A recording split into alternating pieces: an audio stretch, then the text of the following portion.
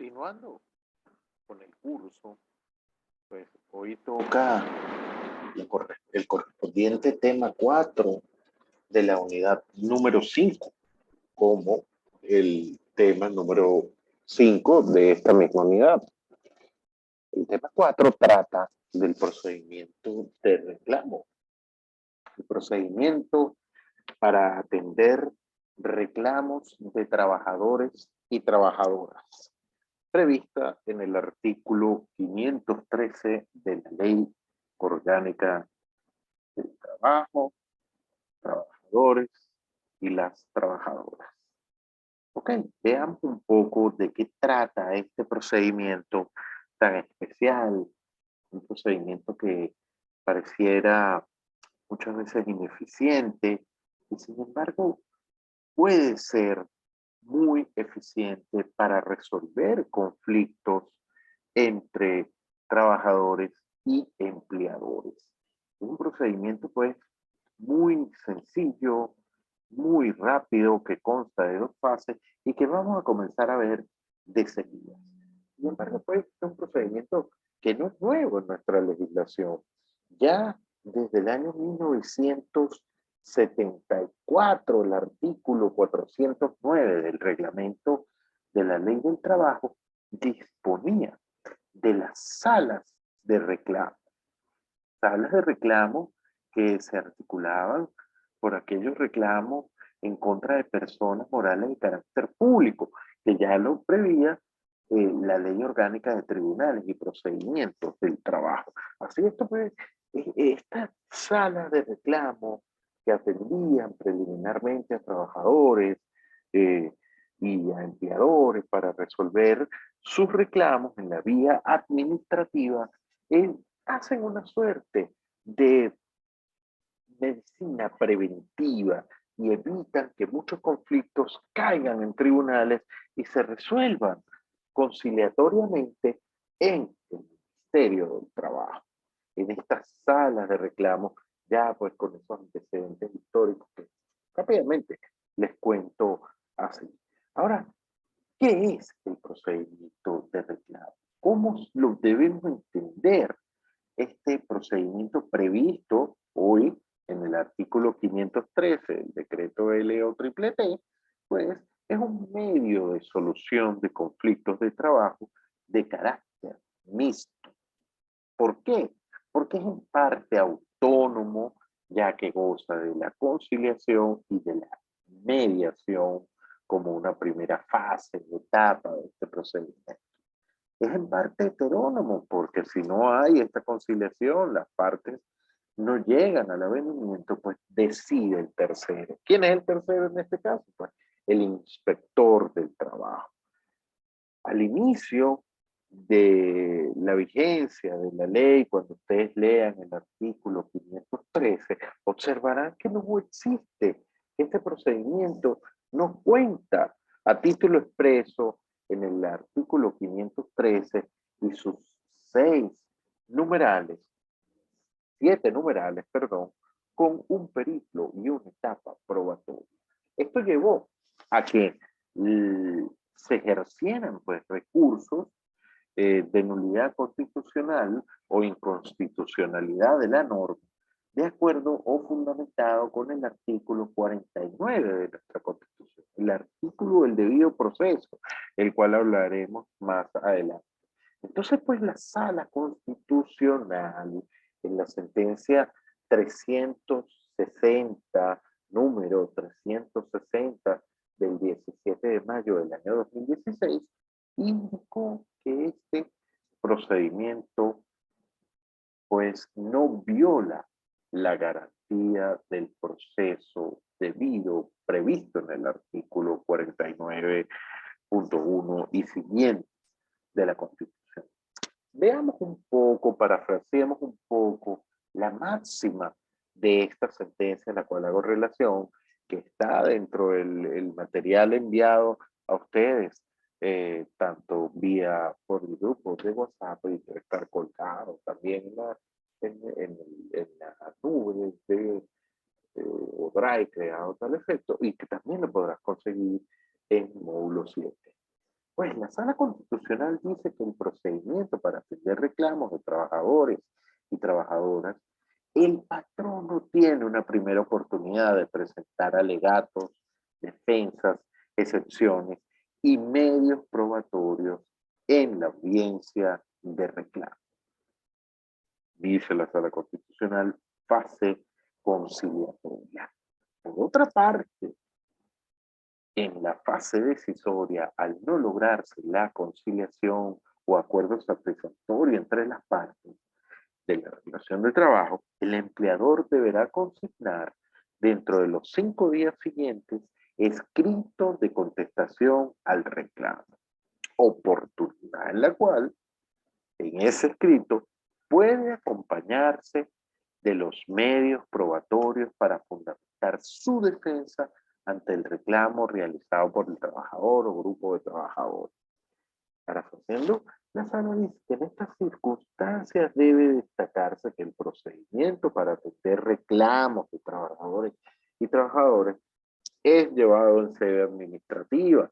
Es por tanto un procedimiento especial, administrativo, regulado por el decreto LO-TTT, y que siendo el aplicable de forma supletoria en la normativa prevista en la Ley Orgánica de Procedimientos Administrativos, en lo que se refiere al procedimiento administrativo ordinario previo, todo ello de conformidad con el artículo 47 de la LOPA, pues la Sala continúa señalando que este procedimiento para atender de los reclamos de los trabajadores tiene una primera oportunidad para presentar sus alegatos y medios probatorios. Esto es, en la audiencia de reclamo. Y luego en la fase decisoria de no lograrse esa conciliación, puede consignar dentro de los 5 días siguientes escrito de contestación de reclamo, oportunidad en la cual también puede acompañar los medios probatorios que la reclamada, la empresa, estime pertinente. Como pueden observar, de la sentencia de la sala da la posibilidad, faculta a la empresa, faculta al reclamado, al demandado, como ustedes lo quieran llamar. En este caso sería más correcto, reclamado, 2 oportunidades para promover elementos probatorios. Uno, en la primera audiencia privada de reclamo para fundamentar su defensa, y otra en el momento que otorga contestación al reclamo de no lograrse la conciliación. Continuando con lo que indica la Sala Constitucional, dice que este procedimiento es llevado en sede administrativa, que por lo tanto constituye un procedimiento especial, regulado en la respectiva ley, siendo aplicable de manera supletoria la Ley Orgánica de Procedimientos Administrativos en lo relativo al procedimiento ordinario, lo que quiere decir que con dicho procedimiento la administración cuenta con los medios necesarios para ilustrar su convicción, pues puede solicitar información en cuanto a los hechos más relevantes, los cuales pueden ser objeto de medios de prueba admisibles en el Código de Procedimiento Civil, el Código Civil y demás, que de conformidad con las leyes y en los artículos de la LOPA, artículos 28 y 58, y en particular en materia laboral, sin formalismos propios del proceso judicial, por lo que el funcionario del trabajo está en la obligación de apreciar y valorar las pruebas presentadas al inicio del procedimiento como en su tramitación de conformidad con lo previsto en el artículo 62 de la LOPA. Asimismo, la máxima a la cual estoy haciendo mención, y por favor léanse con detenimiento esta sentencia a la cual hacemos mención, no señala que el reglamento vigente, el reglamento de la Ley Orgánica del Trabajo del año 2006, establece el orden de prelación de las fuentes de los procedimientos administrativos. Y pues, en fin, la sala continúa señalando que este es un procedimiento diseñado para ser breve, concentrado, y esto no priva al patrono de la oportunidad procedimental para presentar los medios probatorios que estime pertinentes, por lo que no se vulnera el principio de igualdad para la presentación de medios de pruebas. Por tanto, la sala termina concluyendo que la norma impugnada, es decir, el 513, que corresponde a esta clase, mantiene el equilibrio entre las partes y no se aparta de los preceptos constitucionales relativos a la defensa al debido proceso y no está viciada de la inconstitucionalidad que denunciaron los recurrentes. Pues, por consecuencia, no vulnerar el mandato constitucional previsto en el artículo 449.1, pues en lo que se refiere a la inconstitucionalidad relativa a la imposibilidad de presentación de medios de prueba por parte del patrono y la existencia del derecho a la prueba, la sala concluye declarando sin lugar la acción de nulidad por razones de inconstitucionalidad. Entonces, de acuerdo con esta sentencia, pues, ¿de qué o en qué consiste el procedimiento? Bueno, como lo acabamos de indicar, de dos fases. Una fase conciliatoria y una fase decisoria. Veamos un poco estas fases para entrar en materia, cómo se articulan en la realidad. Ok, la fase conciliatoria, pues se le acabó ponemos acá un pequeño esquema de 3 puntos y el tercer punto desarrollado con el 1, 2 y 3. Quiere decir que lo primero que el trabajador debe realizar es introducir, o el grupo de trabajadores, su reclamo, el cual también puede ser presentado de manera oral y se recogerá en un acta por escrito de manera inmediata. Un reclamo sobre condiciones de trabajo, ya vamos a hablar más adelante de eso. Inmediatamente dentro de los 3 días siguientes a la introducción del reclamo, se debe ordenar la notificación del patrono para que ocurra o concurra a la audiencia de reclamo. Si lo tenemos pues esta parte tercero, una audiencia que es oral y privada con un límite de 5 representantes.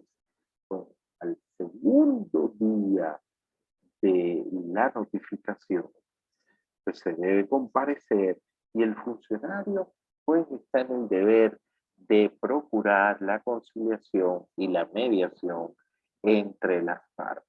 Ahora, ¿qué puede pasar en esta audiencia de reclamo previa a la notificación del empleador o del reclamado?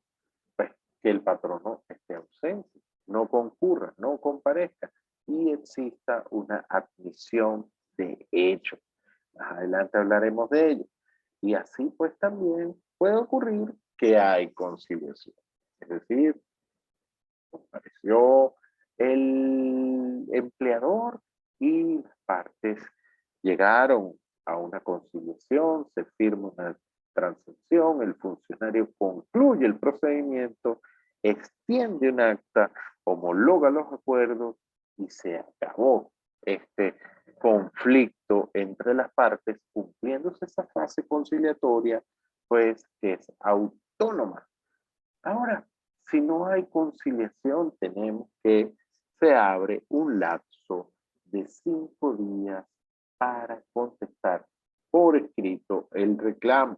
Que dicho sea de paso, en esa oportunidad también puede el empleador presentar las pruebas que considere pertinente y que abone a la demostración de los hechos o fundamentos de su defensa. Esta fase decisoria, pues, se presenta el escrito de contestación al reclamo, el funcionario, entonces el funcionario de conciliación remite el expediente al inspector del trabajo para que la tercera parte, el de la fase decisoria, si se quiere decir, el inspector del trabajo debe decidir. Y fíjense que coloco allí un signo de interrogación. Es decir, el inspector decide. Ajá, ¿por qué? Porque el inspector debe decidir, pues, si se trata de un asunto de hechos o y no decidirá si se trata de un asunto de derecho que deben resolver los tribunales jurisdiccionales. ¿Cómo es eso? Veamos. El inspector del trabajo decide, primera hipótesis A, hay contestación a la demanda. Entonces el inspector del trabajo pues examina si el asunto es de derecho o es de hecho. Ah, bueno, el asunto es de derecho. Declara entonces que no puede decidir. Y de aquí que se entienda, desde la primera clase que vimos, nosotros que el inspector del trabajo no puede decidir conflictos intersubjetivos de derechos y su función está para decidir conflictos intersubjetivos de intereses. Entonces, si declara que el asunto, conflicto intersubjetivo de intereses entre las partes, obviamente es un asunto de hecho, por lo que debe declarar si el reclamo procede o no procede. Y en ese caso, sí decide. Declara que el reclamo de hecho es procedente, debe ordenar al empleador a satisfacer el reclamo que le ha sido incoado en su contra. Si declara que el reclamo de hecho no es procedente, pues no hará ningún ordenamiento al respecto.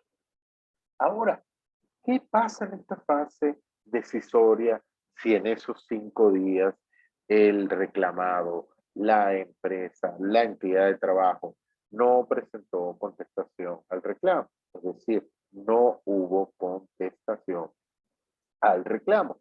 Pues se tienen, por cierto, los dichos pues expuestos en el reclamo del trabajador o el grupo del trabajador. Pero en todo caso, debe decidir el inspector del trabajo si se trata de un asunto de derecho, porque entonces allí no podrá decidir al fondo del reclamo, ordenando pues que no le corresponde a él, o mejor dicho, declarando que no le corresponde a él conocer de este asunto. Ah, el asunto es de hecho, pues declarará si el reclamo procede o no procede. Y al igual que en el punto anterior, pues declarará si es de hecho procedente, ordenar al empleador satisfacer el reclamo interpuesto en su contra. Y en caso contrario, pues simplemente declarar que el patrono no debe satisfacer el reclamo porque no proceden las condiciones de hecho que le están siendo reclamadas. Pues en la fase decisoria, cuando el inspector de trabajo decide el reclamo de hecho, tiene que ejecutar ese principio de autotutela de los organismos administrativos, pues, y puede verse estas hipótesis que seguidas, pues acá les coloco. El empleador cumple inmediatamente el ordenamiento que dispuso la sentencia de reclamo o en la providencia administrativa de reclamo, más propiamente dicho, pues el inspector certifica el cumplimiento y la satisfacción del reclamo que fuese interpuesto. No fue satisfecho, el empleador no cumple con el procedimiento, perdón, con el ordenamiento del reclamo y no satisface. Entonces debe declarar, o se dice en el foro que debe declarar a la parte reclamada en desacato o rebeldía y por tanto se abre, de ser el caso, pues el procedimiento sancionatorio y pues se ordena remitir el expediente a la Inspectoría de Sanción. Pues, ahora, ¿cómo recurrimos de esto? ¿Cómo recurrimos si no estamos de acuerdo, pues, con la decisión del inspector del trabajo? Pues bueno, como acabamos de indicar, este procedimiento agota la vía administrativa. Ya no habría administrativamente otro recurso que ejercer. No cabe jerárquico, no cabe reconsideración, no cabe otro tipo de procedimiento. Probablemente reconsideración, haciéndole saber al inspector algún tipo de error en la notificación, probablemente pudiese, pero no lo he visto en la práctica. Pero bueno, podemos recurrir en nulidad. Ahora bien, ¿qué es lo que dice el numeral séptimo del artículo 513?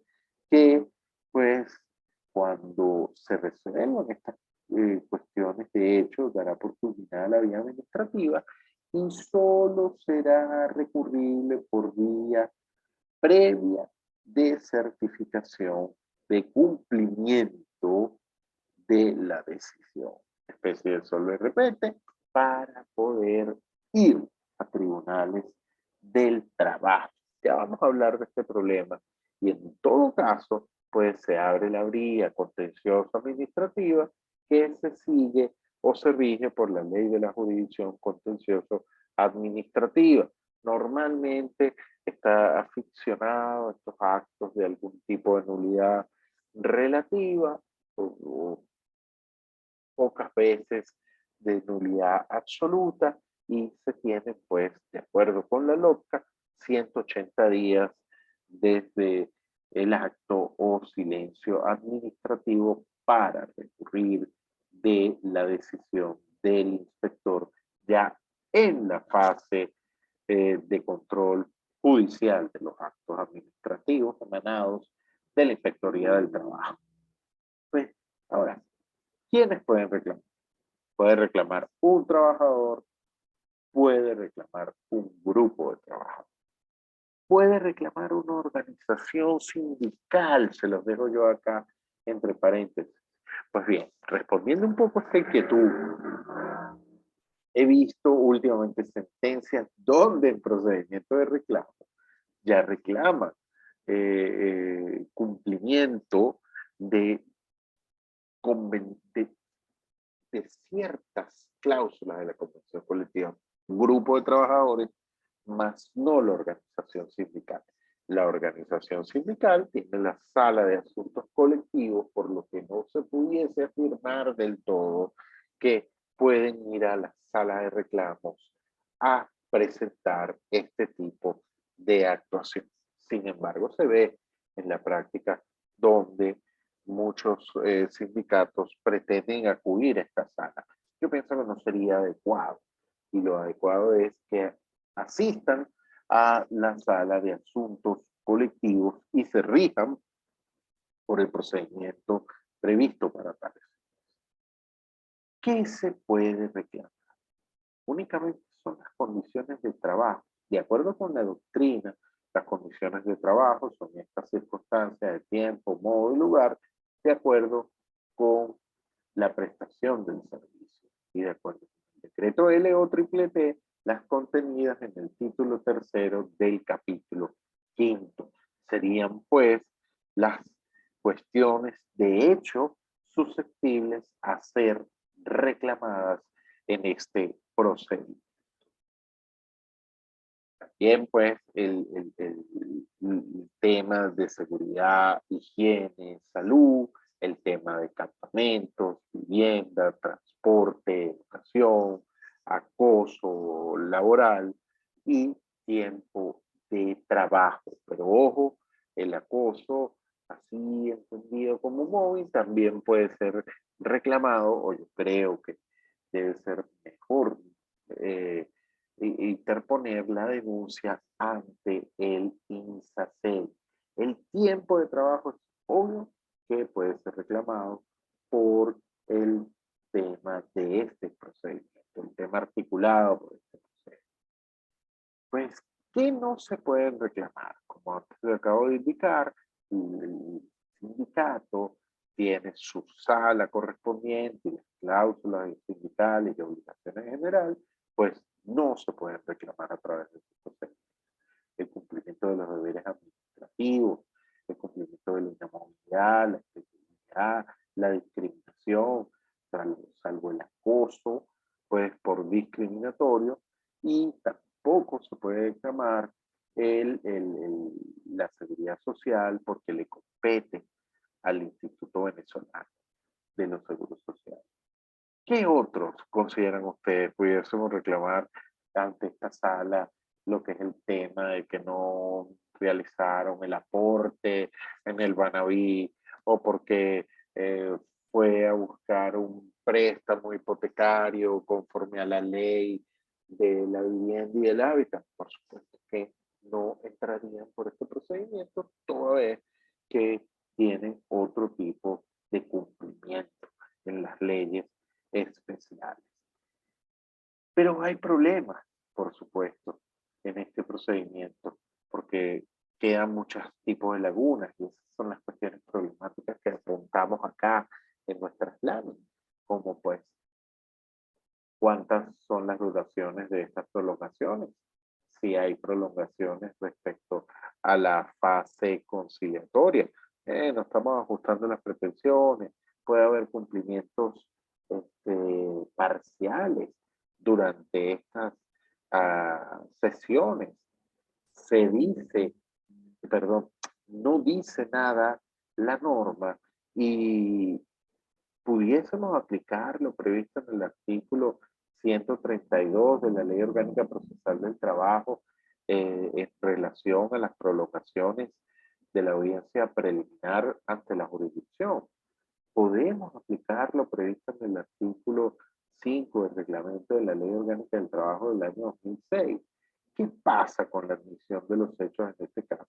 Yo soy los que piensan que siendo el procedimiento administrativo también un procedimiento que debe garantizar el debido proceso, pues y la presunción de inocencia, debe atenerse a que la admisión de los hechos pues no sea ilegal y sea procedente en derecho.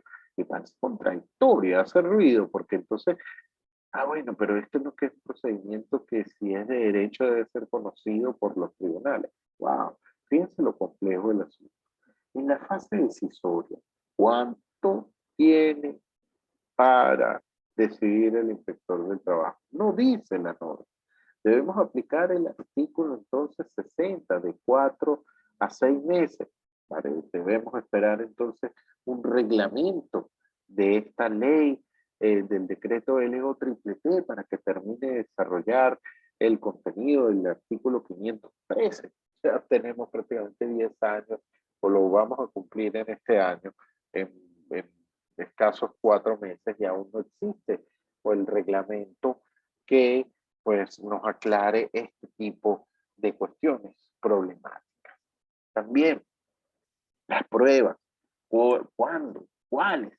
Bueno, de acuerdo con la Sala Constitucional, ¿cuándo? Pues pueden ser en la oportunidad de la fase conciliatoria como en la oportunidad de la fase decisoria. Es decir, puede el reclamado traer los elementos de prueba en cualquiera de estas dos fases de una manera facultativa, pues, pero también solo se habla de confesión por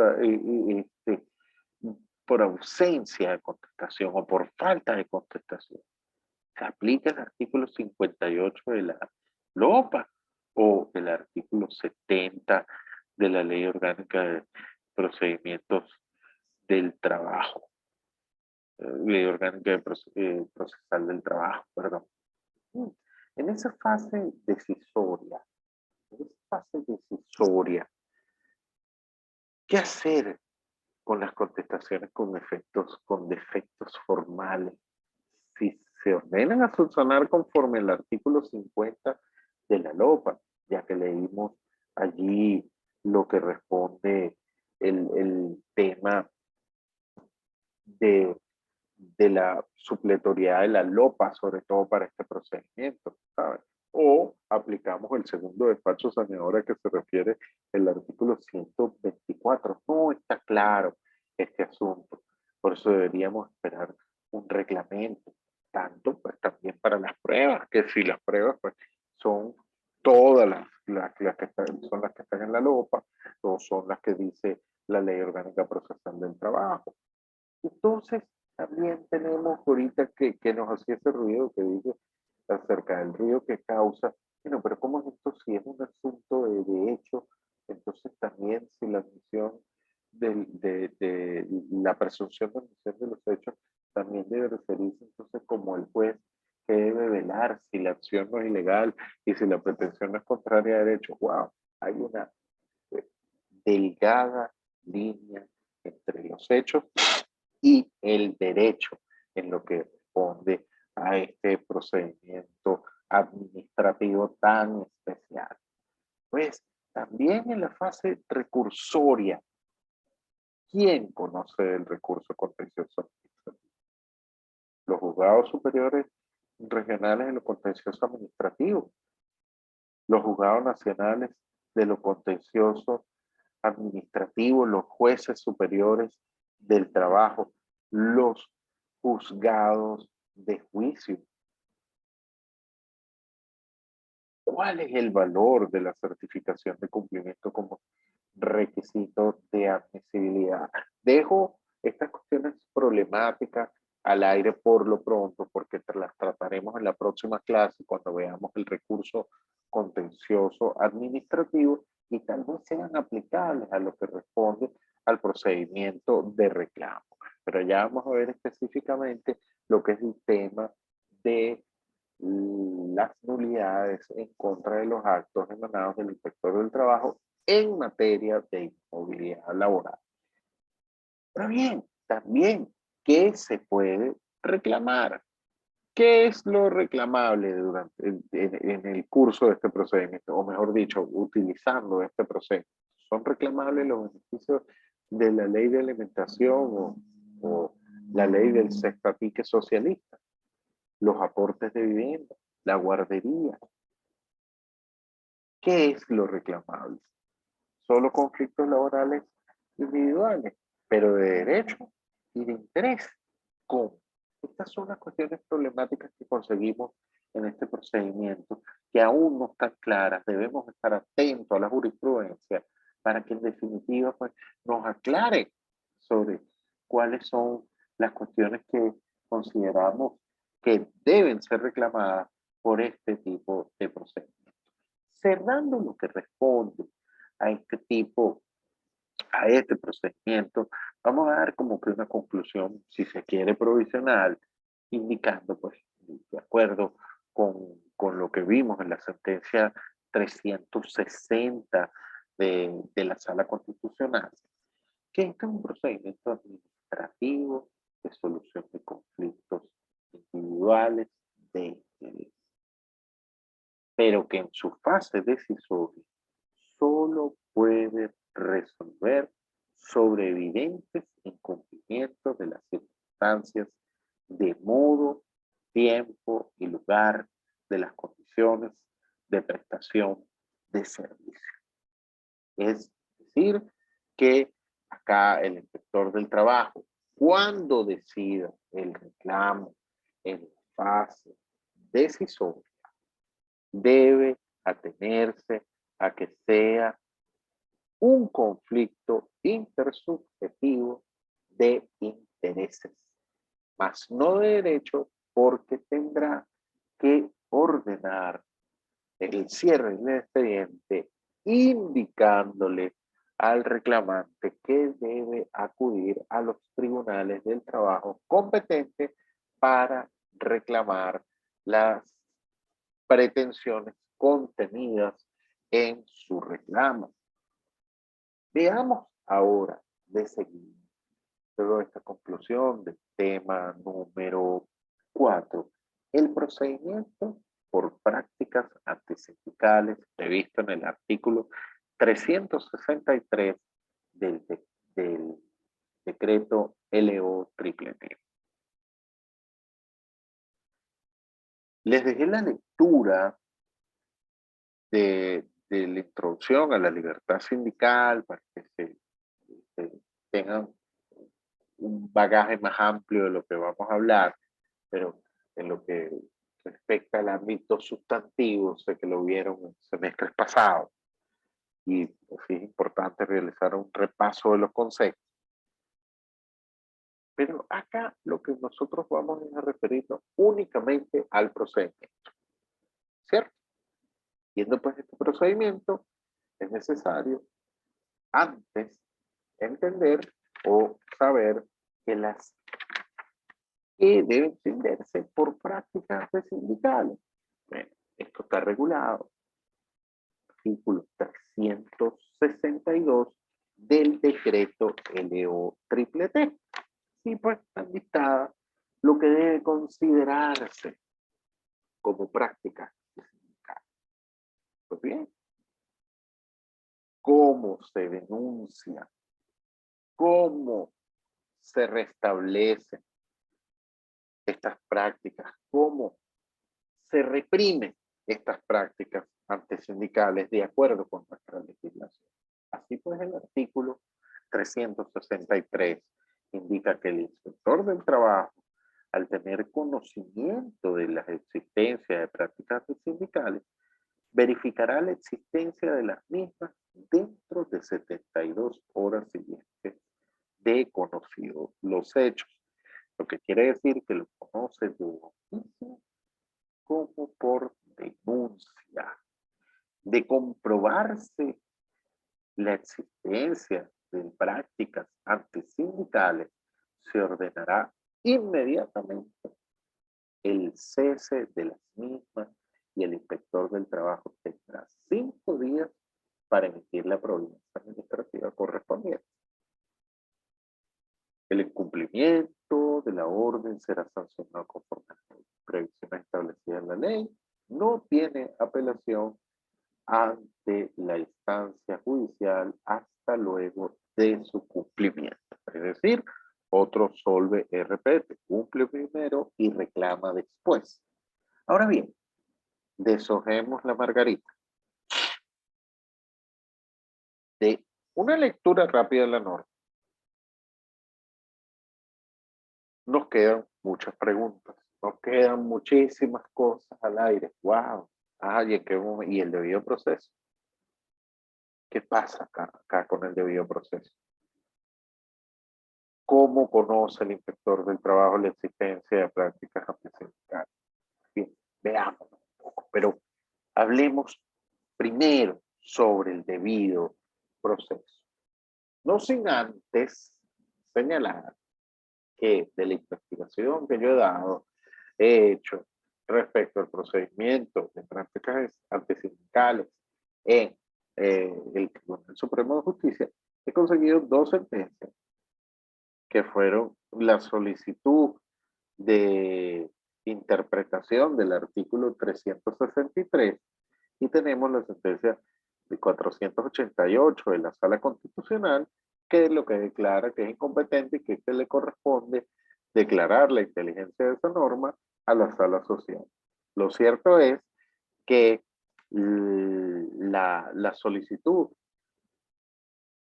fue declarada sin lugar, no se acordó la interpretación en sala social del artículo 363 por la manera en que el recurrente aventurero, con mucha razón, en el sentido de que este procedimiento en un solo artículo deja muchas cosas por entender o por imaginarse. ¿Cómo van a ser realizadas? Porque ya el par de sentencias son muy corticas, palabras más, palabras menos. El recurrente lo que sostiene es que, mira, ni en el ministerio sabe cómo se tramita esto.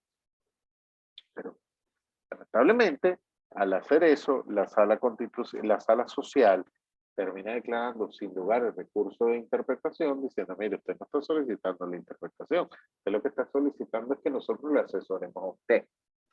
Lo cierto es, pues, que estas son las únicas sentencias que por lo pronto consigo respecto a pronunciamientos del Tribunal Supremo de Justicia en cuanto a el procedimiento de libertad, de procedimiento ante prácticas antisindicales. Ok, pero todo procedimiento, como vimos anteriormente, para el artículo 515, debe cumplir con el debido proceso. Todo procedimiento judicial y administrativo debe cumplir con el debido proceso. ¿Dónde está consagrado el debido proceso? En nuestra Constitución, artículo 49, ya lo vamos a repasar. Entonces, ¿qué es el debido proceso? Indicará todas las actuaciones judiciales y administrativas, y nada más trayéndole los tres primeros numerales de la Constitución referente a esto, que nunca está de más repasar. Pues el primero nos dice que la defensa, la asistencia jurídica son derechos inviolables en todo estado y grado de la investigación y del proceso. Y en investigación administrativa para verificar las prácticas antisindicales, por lo que esa persona, ese patrono, esa persona en la cual se le señala como autor de prácticas antisindicales debe ser debidamente notificado de los cargos sobre los cuales se le investiga. Y entonces esta persona, investigado, debe acceder, se le debe conceder el acceso a las pruebas pertinentes, como de disponer de los tiempos razonables y de los medios adecuados para ejercer su defensa. También nos dice el 49.1 que toda persona declarada culpable tiene el derecho a recurrir de la decisión con las excepciones establecidas en la excepción, que es el tema del solve repete o el de reclame primero y, perdón, pague primero y reclame después, y en todo caso, todas las pruebas obtenidas mediante violación del debido proceso deben ser declaradas nulas. Lo que se presume inocente para que pueda defenderse mientras pues se pruebe lo contrario, y ese investigado tiene el derecho a ser oído en toda clase de proceso con garantías, plazos razonables determinados legalmente. Entonces, bueno, pero pues es razonable 72 horas, inmediato, decides dentro de 5. ¡Wow! ¿Cómo es eso?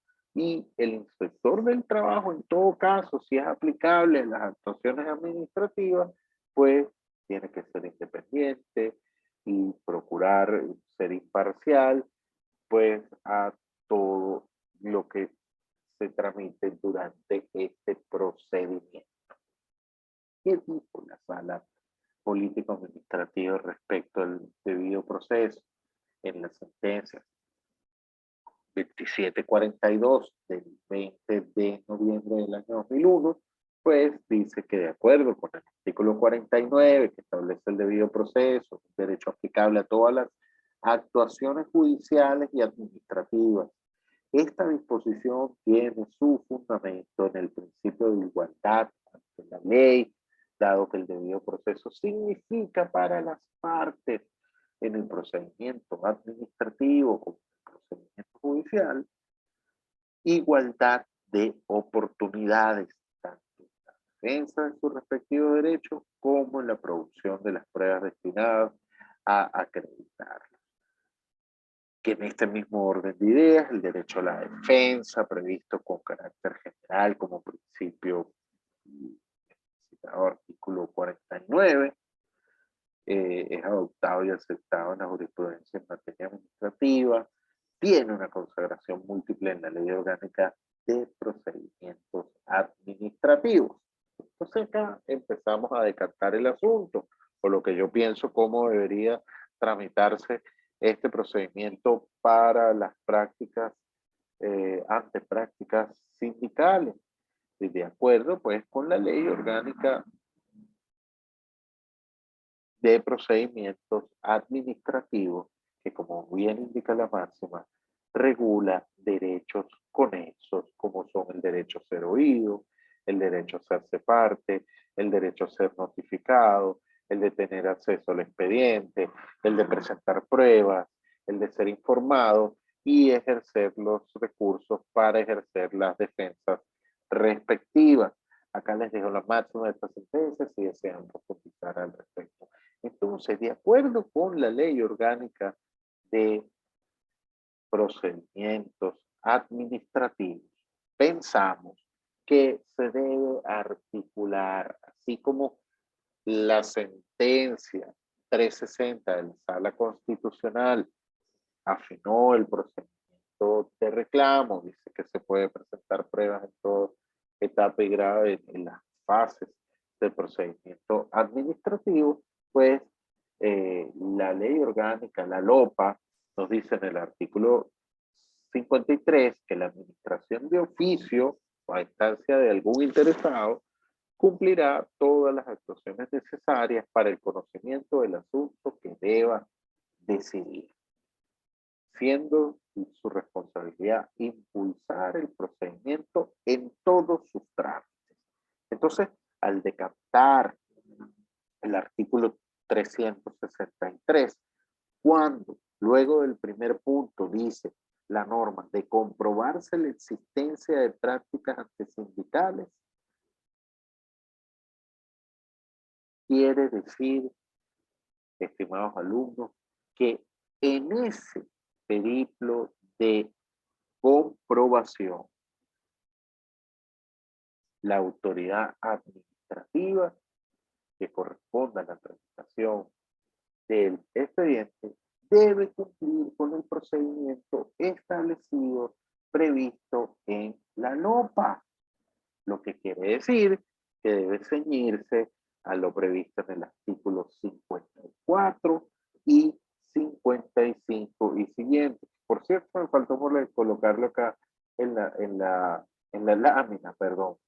Lo que quiere decir que todos esos documentos, informes, antecedentes que se refieren en el artículo 54, correspondiente pues al periplo probatorio, pues se deben otorgar 20 días más o menos para que lleguen. Entonces habrá usted, si está siendo notificado de algún procedimiento por prácticas antisindicales, promover pruebas inmediatamente y en cualquier momento volverlas a llevar durante el curso de este procedimiento administrativo. Que en todo caso, y de acuerdo con lo previsto en la oralidad de estos procesos articulados por la Ley Orgánica del Trabajo, trabajadores y trabajadoras, pues las salas procuran fijar oportunidades continuas de actos. Estos actos lleve prueba, alegue, pruebe, pide informe, soliciten los plazos que están previstos en la sustanciación del expediente de los artículos 51 y siguientes de la Ley Orgánica de Procedimientos Administrativos, en lo que corresponde pues a la sustanciación, informes, antecedentes y en todo caso los lapsos previstos pues de 15 días si son solicitados por los funcionarios del mismo organismo y de 20 cuando son solicitados por usted como partes. Siendo así, pues, la manera en como yo observo que este procedimiento para de prácticas antisindicales debe ser articulado de acuerdo pues con los ordenamientos previstos dinámica de procedimientos administrativos. Culminamos así lo que son estos temas y nos vemos o nos escuchamos la próxima semana. Muchas gracias por escucharnos si llegaste hasta este estado de la clase asíncrona para que pues entonces ya veamos la próxima semana lo que es el tema de los recursos administrativos, como también el tema del recurso contencioso administrativo. Pues bien, muchísimas gracias. No olvides leer las lecturas que acompañé y nos estamos hablando, nos estamos viendo, nos estamos comunicando.